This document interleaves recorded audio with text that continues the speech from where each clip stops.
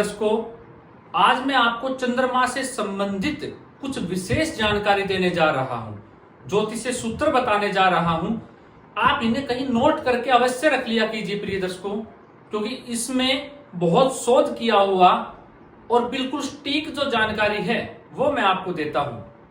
अगर आप जानना चाहते हैं चंद्रमा से संबंधित सूत्र, तो आप पेन कॉपी लेके बैठ जाइए अभी के अभी। मैं तो बताने जा ही रहा हूं, मेरा फर्ज है आपको ये कहना, ताकि आप इन्हें याद कर सकें और आपके भविष्य में ये हमेशा आपके काम आते रहे।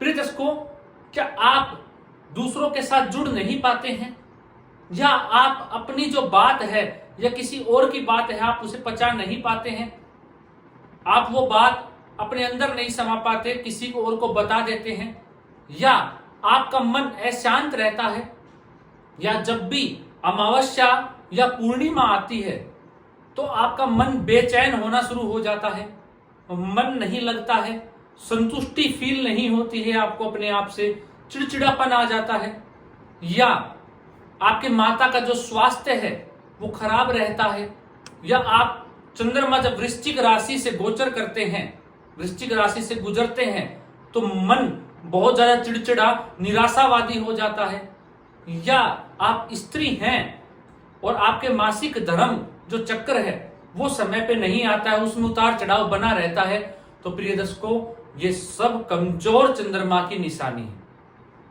और ये सब कब होता है आज हम यही जानने वाले हैं। इसीलिए कहा अपनी कुंडली खोलिए और देखिए किस नक्षत्र में आपके चंद्रमा बैठे हुए हैं, किस राशि में आपके चंद्रमा बैठे हुए हैं, तो उसका परिणाम आपको ये देखने को मिलेगा। ज्योतिष शास्त्र कहता है अगर चंद्रमा मंगल के नक्षत्र में जाके बैठ जाए, कौन कौन से नक्षत्र में जाके बैठ जाए, मृगशिरा धनिष्ठा नक्षत्र में जाके बैठ जाए, तो जो ऐसा जातक है, ऐसे जातक के साथ परेशानी जुड़ जाती है। क्या परेशानी जुड़ जाती है?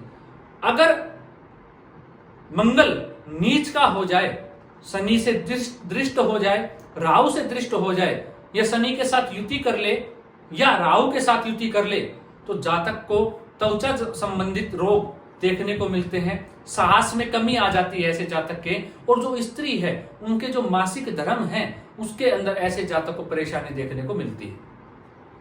जो मैंने आपको बताया, अगर मंगल पीड़ित हो जाए और ऐसे जातक का जो मन है वो उदासीन बन जाता है, ऐसे जातक का साहस खत्म हो जाता है, मन हमेशा चिड़चिड़ा रहना शुरू हो जाता है।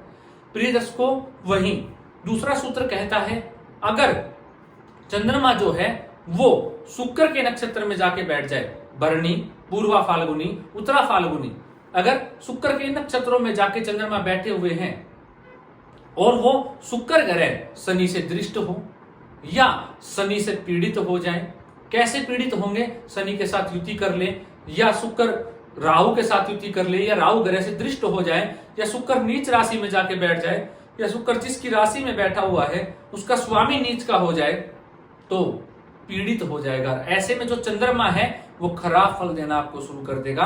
क्या देगा? सबसे पहले तो यौन संबंधित परेशानी जातक को देगा, वैवाहिक जीवन ज्यादा सुखद और मधुर ऐसे जातक का नहीं रहने देगा।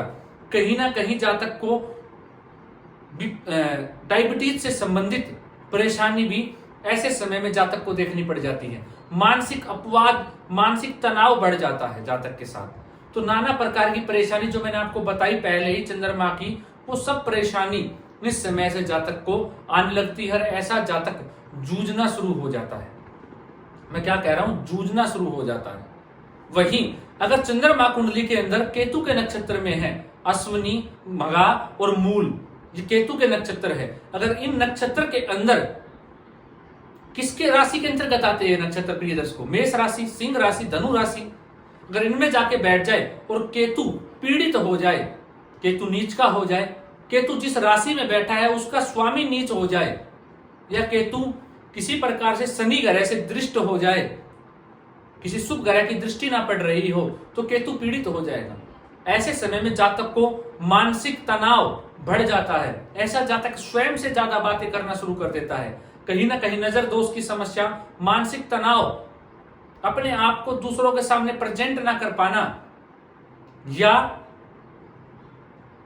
मन की जो इच्छाएं हैं वो व्यक्त ना कर पाना, और अपने अंदर कोई बातें जो हैं वो पचा ना पाना, दूसरों के साथ रिश्ता ना जोड़ पाना, या दूसरे उसके साथ रिश्ता ना जोड़े, इस प्रकार की समस्या जातक के साथ देखने को मिलती है और जातक परेशानी से गुजरना शुरू हो जाता है। तो ये जो है प्रिय दर्शकों, जो मैंने आपको बताया, अगर इन 3 घरों के नक्षत्र में मंगल, शुक्र और केतु के नक्षत्र में चंद्रमा है, और ये जो ग्रह है ये पीड़ित है, तब ये चीजें लागू होंगी। पीड़ित कैसे है मैंने आपको बताया। तो ये सारे लक्षण आपको देखने को मिलेंगे। आप आजमा लीजिएगा, 100 नहीं 110% आपको ये घटित होता हुआ सूत्र नजर आएगा। अब इसका निवारण क्या है, क्या किया जाए, क्या करें इससे छुटकारा पाने के लिए? मां काली की आराधना कीजिए प्रिय दर्शकों, मां काली की आराधना करनी शुरू कर दीजिए। काली का मंदिर हो तो वहां जाना शुरू कर दीजिए। अगर काली का मंदिर नहीं है तो मां दुर्गा के मंदिर में चले जाइए और वहां पे बैठ के मां काली के बीज मंत्रों का जप कीजिए।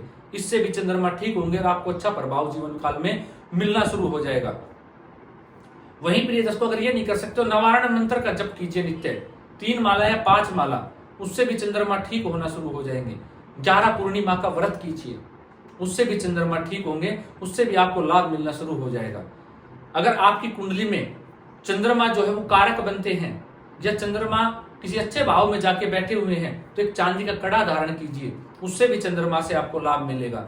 वरना नारियल पानी, नारियल का पानी, अब आप ये देखिए कि मंगल के नक्षत्र में है, केतु के नक्षत्र में है, शुक्र के नक्षत्र में है। अगर शुक्र के नक्षत्र में, केतु के नक्षत्र में है आपके चंद्रमा, तो आप नारियल पानी जो आता है, जो पीने वाला नारियल होता है, उसका पानी शिवलिंग पर चढ़ाइए, अभिषेक कीजिए, तो भी चंद्रमा ठीक होंगे। अगर आप चाहते हैं कि मैं आपके लिए चंद्रमा से संबंधित या सभी ग्रहों से संबंधित उपाय लेके आऊं, तो आप प्रिय दर्शकों कमेंट कर सकते हैं, मैं वो कार्यक्रम भी आपके लिए लेके आऊंगा। प्रिय दर्शकों, अगर आप चाहते हैं मैं निरंतर ऐसे ही अद्भुत ज्योतिष के विषय आपके लिए लेके आता रहूं, कार्यक्रम बनाता रहूं, तो मेरा मेहनत आना आपके हाथ में है।